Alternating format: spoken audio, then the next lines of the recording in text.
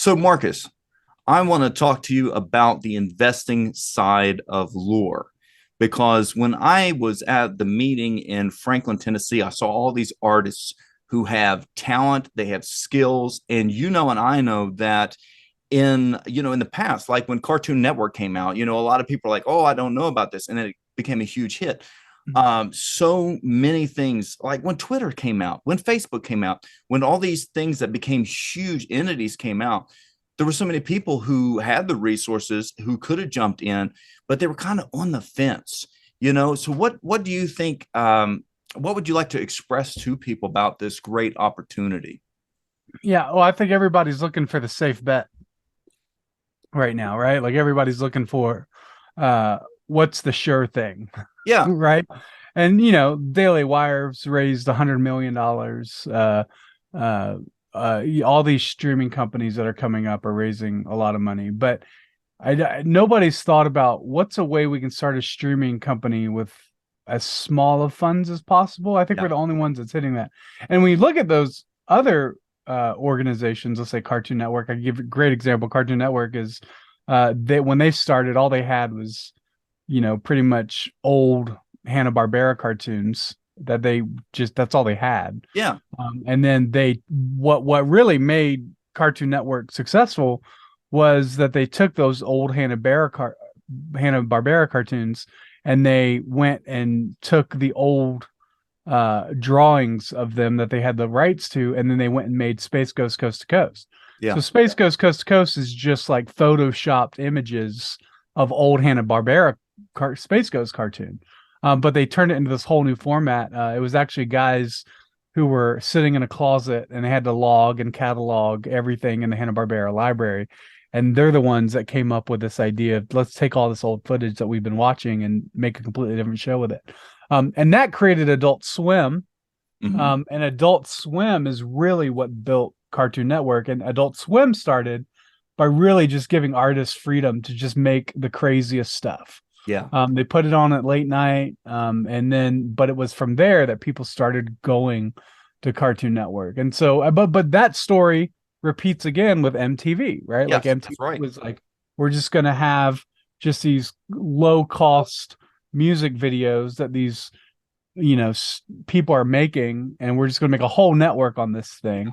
And MTV didn't have to pay for that content; it was sent to Yes. them from the music labels. And so that was another really low budget operation. Food Network, the same way, they had Mhm. one kitchen for all Yep. the shows, right? So Yeah. so all these major $1 billion brands that we see right now started on very small micro budgets. Yeah. And now everything we're seeing is, well, if you're going to build a streaming platform, you need $100 million. So it's not true. It's just Yeah. not. Yeah. And It's a lie. I think that was started by Netflix and Disney yeah, to try to keep competition away. of course. Because if you're gonna beat someone who's spending $1 billion a month on content, the best way to do it is to not spend that much money on content.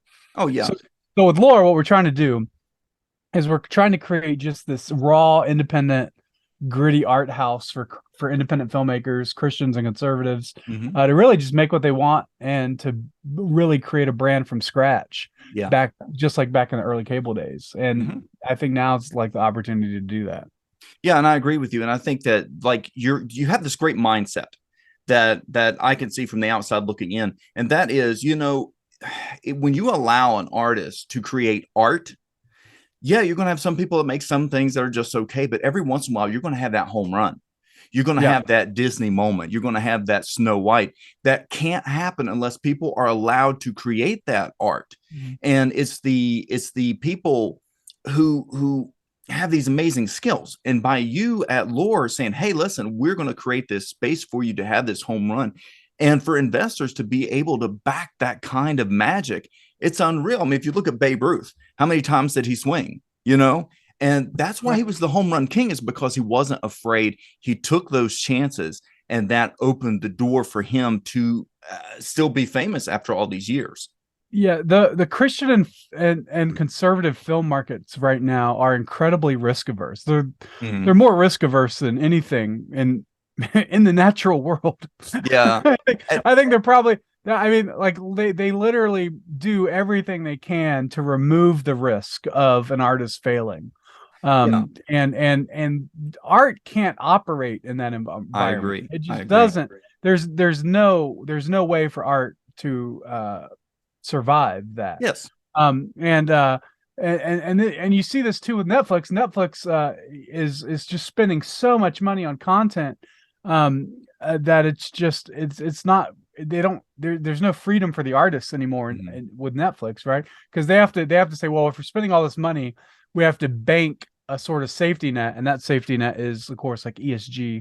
investment, right? Yeah. So that's their safety net. But so they're just making just nonsense. But within the Christian conservative space, we've never had the ability for an artist to be able to tell a bad joke, Hmm. right? If artist Yeah. tells a bad joke, everybody comes out and goes, "Oh, this is not Christian. This is Yeah. all this sort of stuff." And that's not the environment we want to create at Lore. We believe that a Christian is going to make the best thing he knows how to make, Yes. and he's going to tell the best story that God has put on his heart. And sometimes it's going to fail. There's Yeah. going to be a bad joke. People are going to get mad. But he should have the ability to explain that. We like Christians are not supposed to be proponents of cancel culture, but Yes. we've been Yes. really bad. We've been really bad about it, especially in the film space. We're probably one of the pioneers of it, right? We were the first ones. It was the moral majority of those first ones to boycott Disney, right? Yep. So, so we've, which I mean, rightfully so. That they caught it on, Yeah. really, they caught on really early to what Disney was doing. But we were the ones that really pioneered those sort of things, and now the Mhm. left has taken it and basically drowned us out, and been louder about it. But I mean, one of the things, that, for example, Christian comedy can't work Yeah. because if an artist tells, a comedian tells a bad joke, like they're not invited back to the church building, right? Yeah. So what this one of our goals is, how do we get Christian comedians to stop being church comedians? Yes. That's really important. We need Christian comedians who are performing in the underground bar scenes and Yeah. comedy clubs and stuff like that. Because me and Jason Farley, we go to comedy clubs all the time. Every time we travel, we try to find a comedy club, and the funniest comedians are the cleanest ones. They're Yes. always killing it, and Yep. they're also telling anti-trans, anti-gay Hmm. jokes, that Dave Chappelle got in trouble for. Yep. But these are happening in the underground comedy clubs, and Christians should be Yes. the ones in there pioneering those sort of things. Yeah. But we're not. We're nowhere near there. And so that's sort of what we want to use for Laura, is like, how do we do comedy where Christians can be really bad at comedy and learn from it and grow. And we just don't have that environment anymore. Our mentality is, well, we just want to get the big Sony Affirm PureFlix deal. Yeah. It's sort of like we want that lottery ticket, and Hmm. everybody's pushing all their art towards the lottery ticket. Yeah. And that's not really a lottery ticket you want. It comes with so many Thank you. strings attached, and Yes. you have to have a dog and a horse and a Hmm. a puppy, Yeah. a It's puppy, sell a out. horse, a little girl, Yeah. like, has to be in those films. You Hmm. don't want that. Yeah. And so that's why the model that we created with Lore, we think, is the least.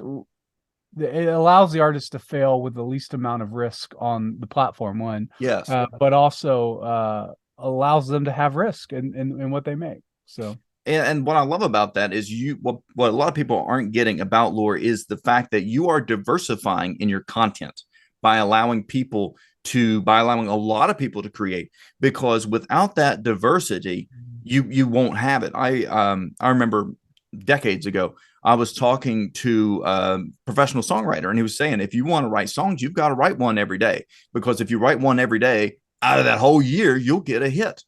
Mhm. And, with Lore, you're allowing everybody to come together. And through this beautiful artistic scene, there's going to be major home runs. I mean, it's just as obvious to me.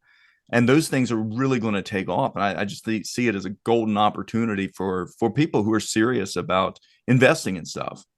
Yeah, no, it is, and it's one of those things where I think the best way to demonstrate that is, let's say, if you look at like Saturday Night Live for the past Hmm. 50 years, Yeah. they always have seasons that are just absolutely terrible. Yeah. Yes. Right? Yeah, like apps. Like I mean, they're the cast, and they're not doing that well right now. I think they might be starting to find their groove again, but they're Hmm. not doing that well right now. It's a rebuilding time, and so they call them rebuilding seasons, where they just got to keep working with these artists, and they have to go out every Saturday night, and they Yep. have to perform live, and most of the time it's absolute trash. Yes. And every now and then there's a hit, and then Yes. now and then there's another hit, and then they start Hmm. doing recurring characters, and suddenly every generation says my Saturday Night Live was the best generation there Yes. was, right? Yeah. And but it doesn't always come like that. There's a lot of failing Hmm. before the audience that has to take place in order for those successes. Now the good news is sketch comedy is cheap, Yes. right? Yes. I mean, Saturday Night Live is more expensive than most, but ultimately at the core, sketch comedy is cheap. Oh yeah. And so they have that freedom to fail every single week. And I would argue that there is not a single person in Hollywood more influential towards the culture than Lorne Michaels has been.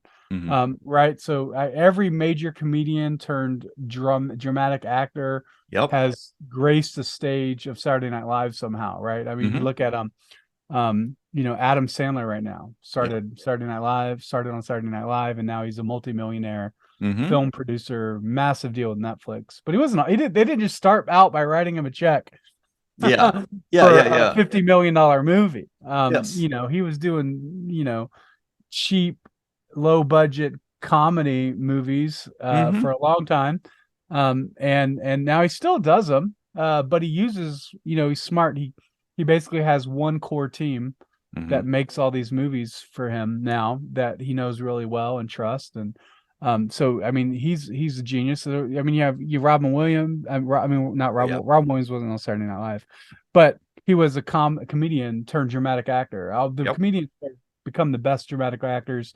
They become the best directors and producers. It just happens over and over again. And there's countless artists like that that have Mhm. started with Saturday Night Live Yep. and have become major serious drama actors. The guy that's doing Ted Lasso right now, Hmm. probably the best show on television, best example of masculinity Oh yeah.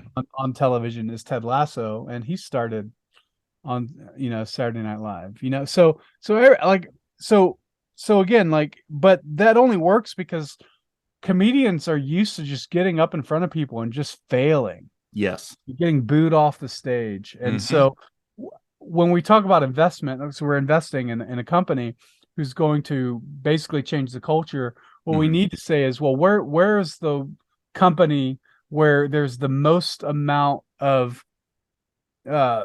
the least amount of risk, Yeah. but the biggest opportunity for artists to learn from their failures. And so Yes. that's sort of what we're doing. Should we talk about the Loor model in terms of Yeah, how that allows let's that talk to about happen? that. I mean, because like everything you just it's exactly what I'm seeing because number one, you're diversifying majorly by working with so many different artists and by Yeah. allowing people to just get their hands dirty. Yeah. When And I worked real quick about that, that's an important yeah. point. When I worked for PureFlix, they would I didn't work for PureFlix. I worked for the ad agency that did all of PureFlix's marketing.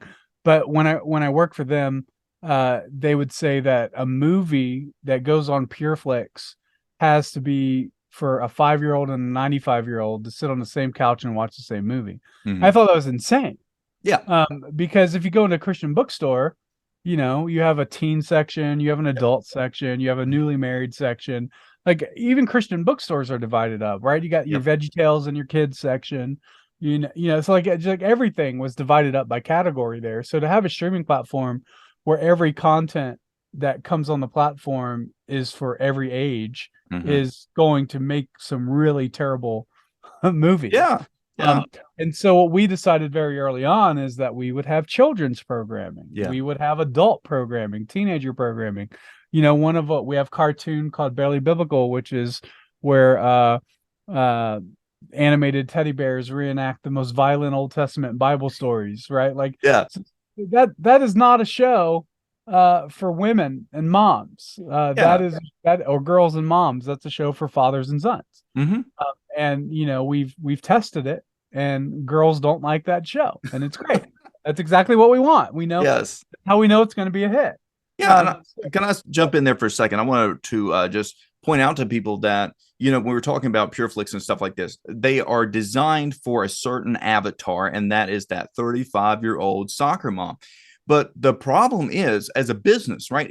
If you're you're alienating like the entire everybody else. What about young people? What about teenagers? What about the men? The men deserve to have content where we can watch something that's not full of nudity and not full of extreme obscenities and blasphemy.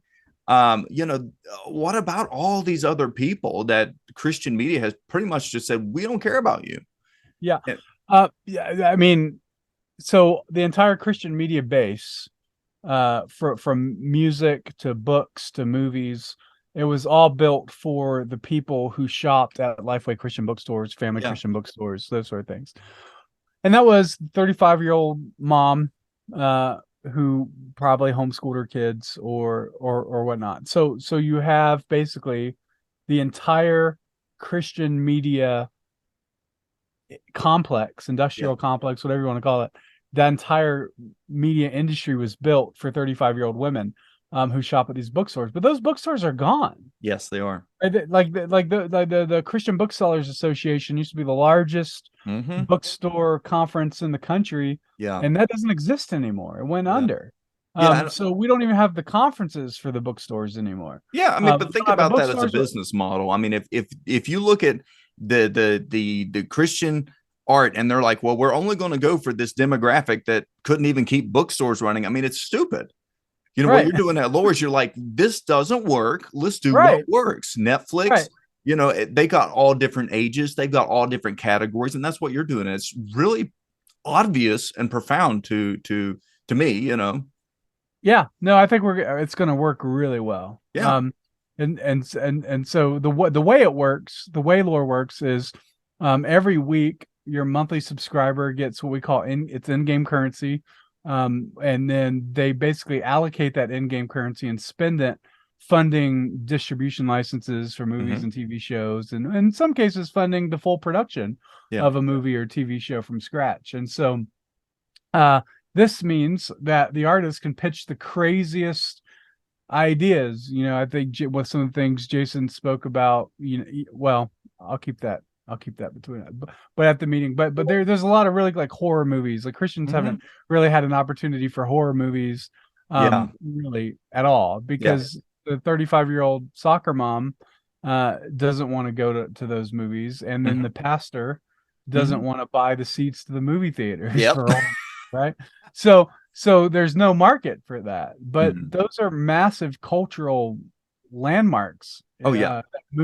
that move cultures. I mean, Paranormal Activity cost $12,000 to make. It's $1 billion brand now, Yeah. right? Yeah. So, those are the sort of, that's exactly where we want to be. It's like, Hmm. what kind of crazy movies can we make for Yeah. 50 or $100,000? Yeah.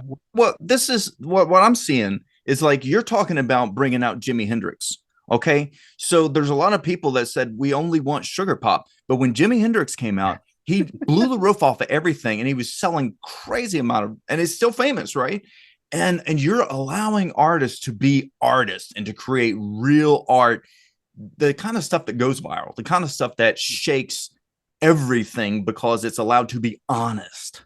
Yeah, and in some instances, some of the content might really make people mad. Yeah, Um, that's and okay. and as long as they're talking about it, that's Yeah. all that really matters ultimately at the end of the day. So that's sort of where we want to where we want to be. And the fact that users get to vote on this means that if an artist pitches something and it doesn't do well, Yeah. then they can just try again. Yes. Why not make the trailer before making the movie? Yes. Yeah, and that's really Cheaper smart to make the too. trailer than it is to make the movie. Yeah. But the trailer is what gets people to buy the movie. Yeah. So why don't you just make the trailer first, Hmm. right? And so that's sort of where we're at, and what we're gonna do. But the $100 million plays don't work. They don't. Quibi was a $2 billion play, Yeah. that had the backing of Jeffrey Katzenberg behind it, right? Like just insane amount of money, $2 billion, Hmm. and they scrapped it after like 3 months.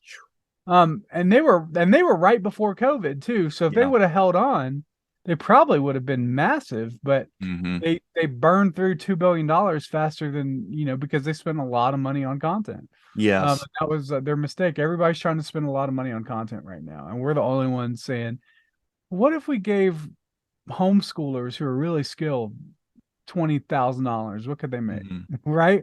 Yeah. Well, and I think No, that no other film studio is going to do no, that. they won't do it. Mainly because no other film studio believes that homeschoolers are smart Yeah. or talented, which is, we know that most homeschoolers are way smarter than a college graduate at this point. So why not? Why not? It's true. It's It is. absolutely I mean, yeah. I'm not sure how much of a compliment it is, but it's true. yeah.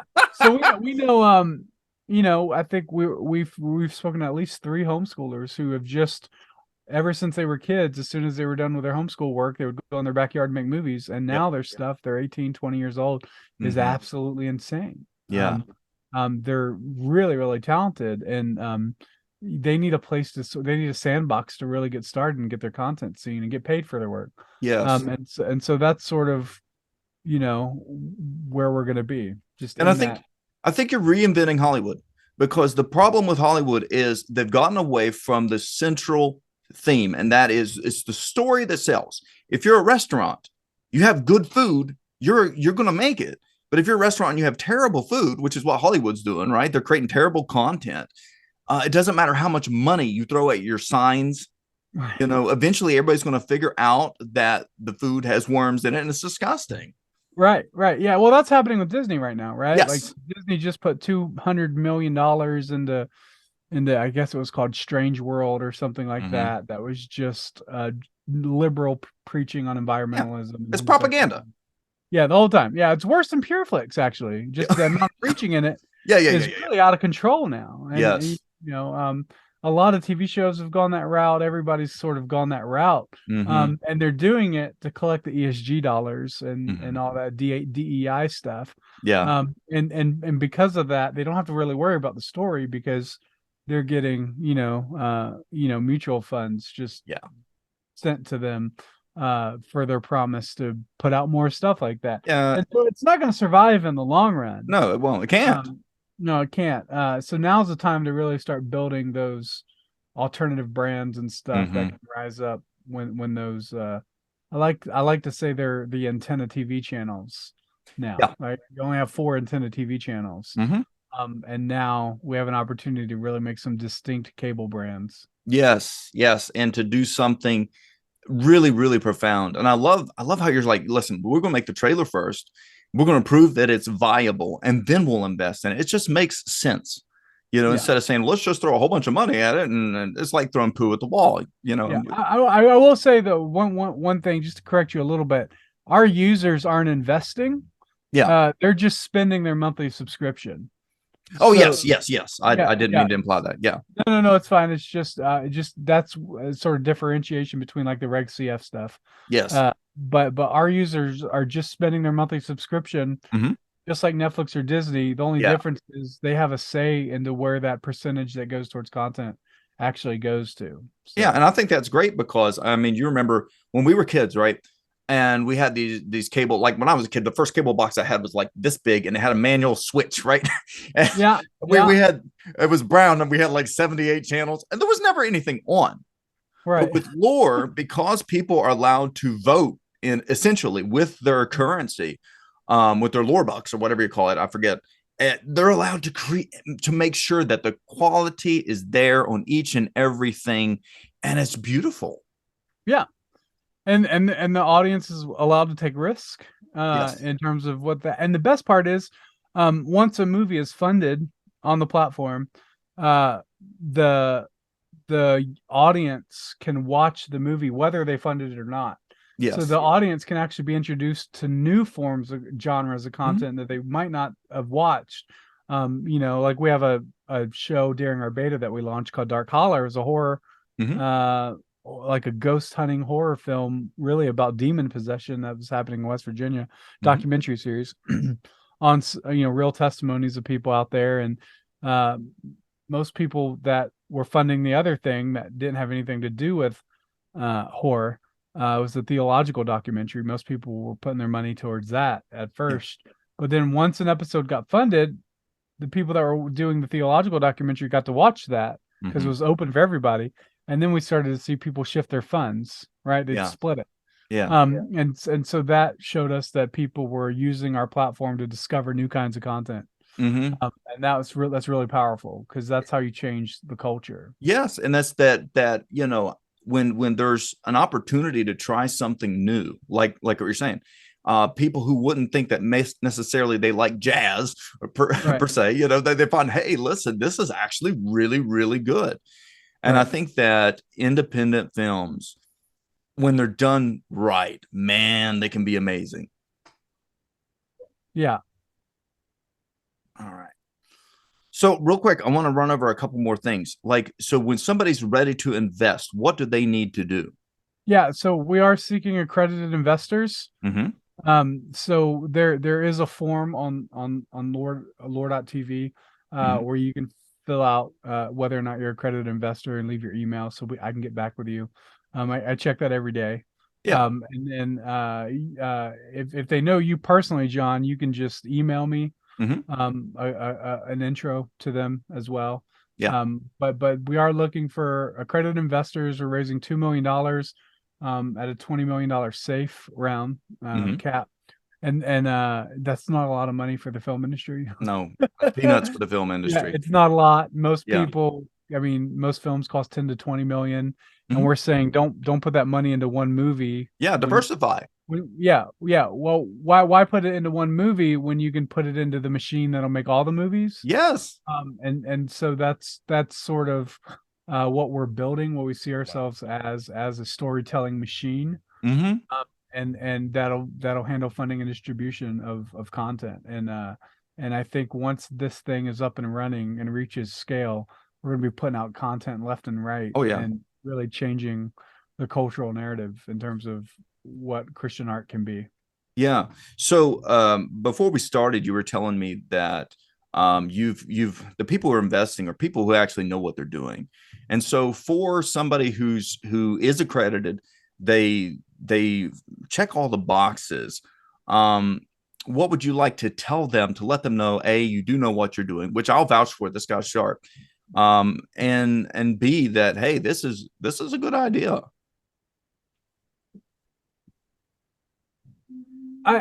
I think you like just have to talk to us. Hmm. If you're a serious investor, I'll fly out anywhere and go have beer with you. Yeah. Just get to know us. John, you got to know us in Nashville. Yes. We did an event. I'll tell you that event we did in Nashville, 55 artists showed up, and there was some money in there as well. Hmm. So there were people there that were very curious about what we're doing, but I'll just my developer who's been part of many startups told me, he said, I've never ever seen a startup be able to gather over 50 people to hear pitch Yeah. with a Yeah. week's notice before. It's Yes. We're doing something really significant. Yeah, yeah, and it's already viral because I didn't even know you existed last week. It was like two Oh days. wow, okay. Yeah, two Yeah. days before, my brother's like, "Have you heard of Loor? You've got to hear about Loor. It's amazing." And I was like, "Well, tell me more." Yeah. Yeah. Yeah. So I mean something is happening. There's Yes. something is stirring, there's buzz. And it's just really just a matter of, how quickly we can raise capital Hmm. and throw gasoline on what's already starting. So Yeah. Yeah. that's really just where we're at right now. But we're gonna launch. Oh So yeah. Yeah, so I would like to say that too. They've already got the money to launch with, so that's happening. And what I want to say is, you know, I love your heart. I love your integrity. I love that you care about art.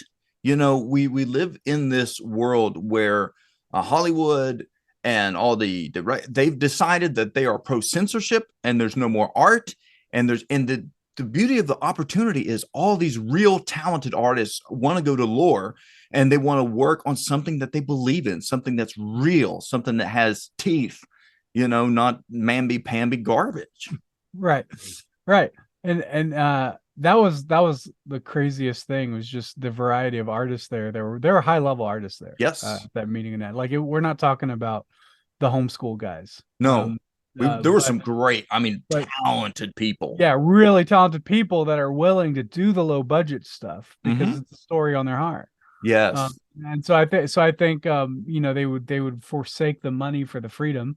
That's what Yes. HBO said when they first started. They said we don't have any money, but we'll give you more freedom than you could ever imagine. And that's how HBO got started. Yes. Very low budget, but stuff that no one else was doing, and nudity. But but Yeah.